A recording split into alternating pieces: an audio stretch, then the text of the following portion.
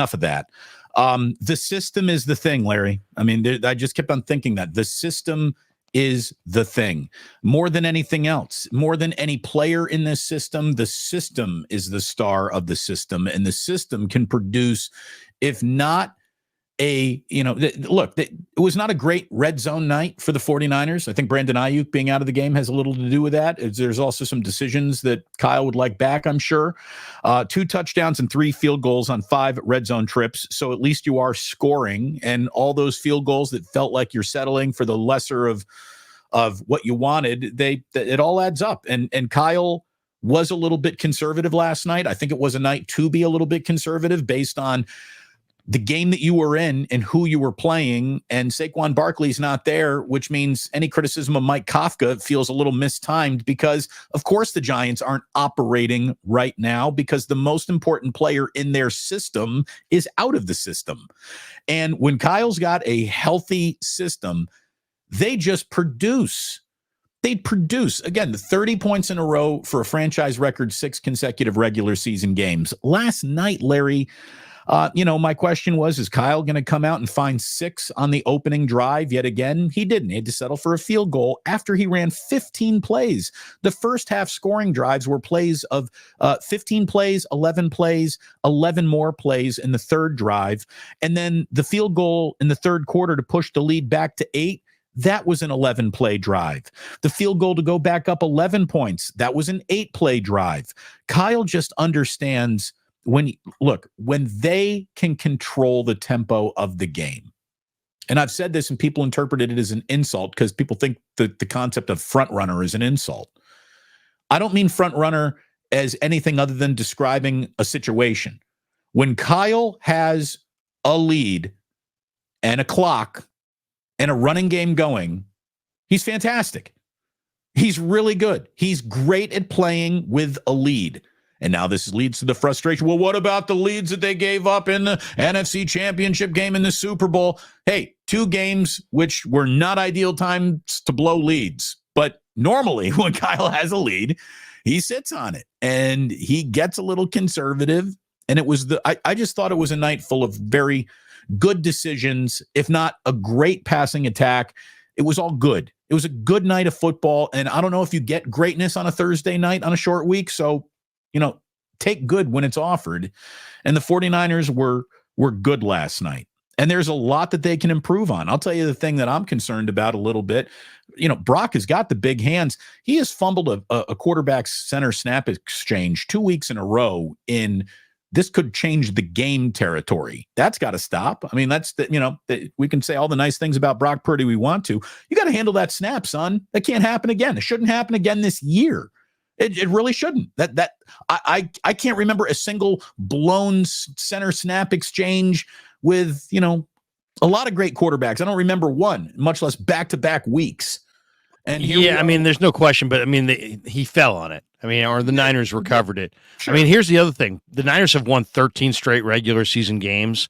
In none of those games, they've won 13 straight regular season games with no more than 1 turnover in any of the 13 games. That is the longest such streak in NFL history. So they've done a really good job of taking care of the football. As far as the plan, I thought the plan was even better than the execution. And we talked about it in the pregame, and heck, we talked about it in the days leading up to the game. There were lots of boxes that we wanted to see checked, right? And I thought almost all of them were checked. Like, for example, you always want to maintain some offensive balance. The Niners did. 37 pass attempts, 39 runs. That's fantastic balance. You wanted to see McCaffrey, but you also wanted to see his load lessened a little bit, and you wanted to see the introduction of the other backs, and you wanted to see other guys run the ball.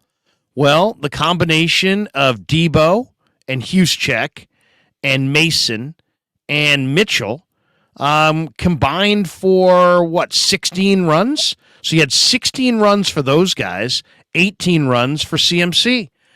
I think that's great. That's exactly kind of what I wanted to see.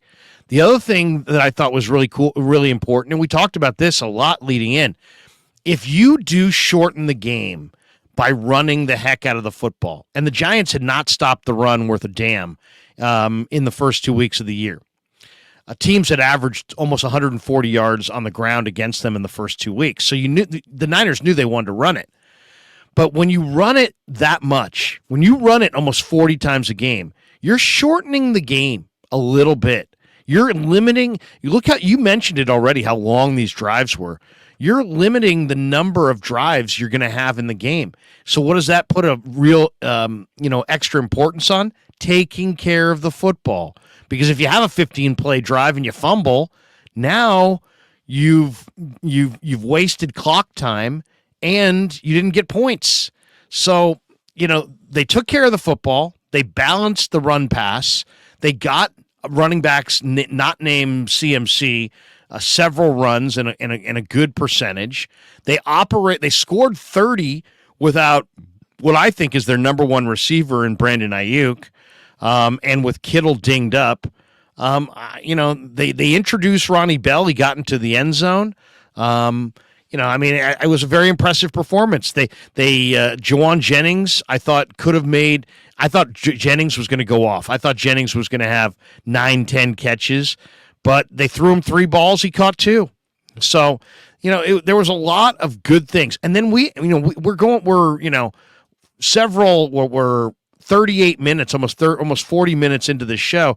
We haven't even mentioned that Jake Moody, the rookie kicker, is now 9 for 9 on field goal attempts in the regular season and 9 for 9 on PATs. He's the first kicker in NFL history to hit 3 field goals and 3 PATs in each of his first 3 career games. And I talked to him in the locker room afterwards, and he's getting comfortable. So, there were a lot of good things that happened last night. Let's just say it that way.